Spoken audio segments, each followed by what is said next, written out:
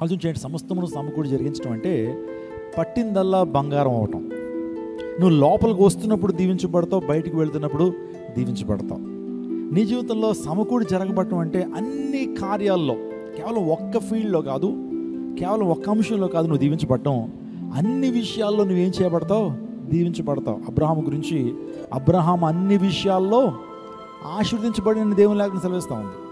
నువ్వు అన్ని విషయాల్లో దీవించబడాలంటే దేవుని గణపరిచే వ్యక్తిగా ఉండాలి. దేవుని సముఖమున నీవు ఆయన గణపరిచేటువంటి వ్యక్తిగా, ఆయనకి మొదటి స్థానం ఇచ్చేటువంటి వ్యక్తిగా ఉన్నప్పుడు అన్నీ సమకూడి జరుగుతాయి. ఏ టైంకి ఏది ప్రభువు నీకు అనుగ్రహించాలో దాన్ని అనుగ్రహిస్తాడు. దేవుడు నిన్ను దీవిస్తాడు, ఆశీర్దిస్తాడు, తలగా ప్రభువు ఉంచుతాడు. నీ ఉద్దేశాలని దేవుడు సఫలం చేస్తాడు. నీ మనోభిష్టాన్ని దేవుడు ఏం చేస్తాడు? సఫలం చేస్తాడు. నీ యత్నములను దేవుడు సఫలపరుస్తాడు. నీ పనుల భారాన్నంతా కూడా ఆయన తీసుకుని నీకు పని భారం రాకుండా దేవోద్దరుడు గొప్ప దీవెనను, ఆశీర్వాదాన్ని ప్రభువు నీకు అనుగ్రహిస్తాడు.